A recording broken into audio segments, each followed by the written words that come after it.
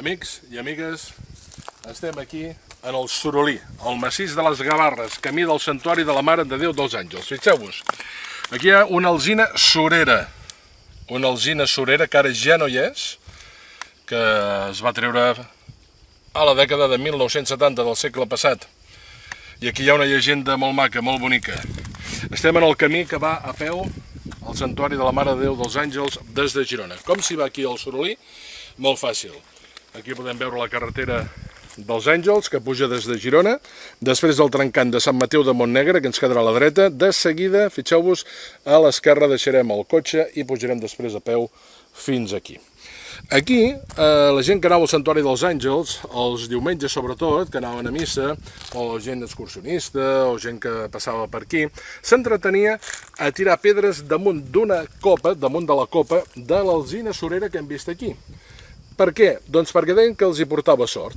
Deien que tirant la pedra a dalt de la copa, fixeu-vos, imagineu-vos que aquí hi havia l'alzina, si es quedava a la primera vegada a dalt, et casaries al cap d'un any. Si no, havies d'anar intentant que es quedés la pedra a dalt, i això significava tants anys que tardaries en casar-te. Si ho aconseguies a la tercera pedra, que es quedés a dalt, perquè els altres dos havien baixat, seria el tercer any que tardaries en casar-te. Doncs bé, aquí es reunien dues persones, una parella, l'Eugeni i l'Agnès, de dos masies d'aquí. Es trobaven els diumenges per anar a missa i també els dies de cada dia quedaven aquí, en aquest indret, per festejar. Un bon dia, l'Eugeni li va comunicar una mala notícia. Havia d'anar a la guerra. L'Agnès, molt afligida, es varen acomiadar, li va desitjar molta sort i després cada dia venia aquí a recordar el seu promès. Sempre mirava un violeter que hi havia en una mateixa tija dues violetes que anaven creixent. Però, al cap de poc, van créixer separades i va témer el pitjor.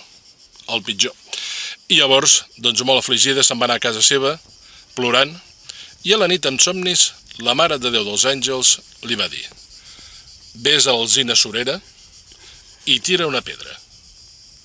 Si la tires amunt i no cau, o sigui, es queda a la copa de l'alzina, voldrà dir que et cases al cap d'un any.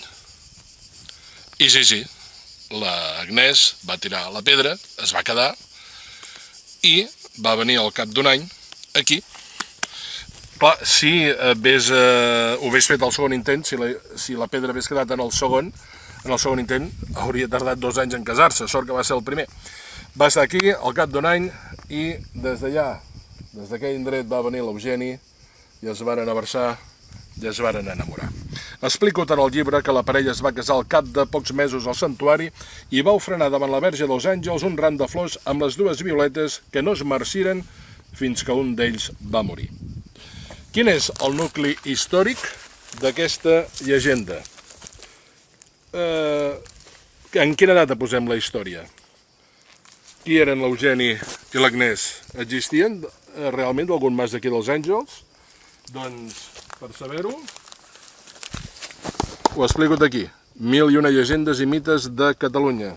I recordem el vell Sorolí. I aquí pedres que ens recorden tota la gent que passava per aquí quan anava al Santuari dels Àngels i tirava les pedres per aviam si els hi portava sort i si es casaven ben aviat. Us imagineu que hi hagués una persona que hagués pogut penjar la pedra a la 10ª ocasió, 10 anys tardant per casar-se?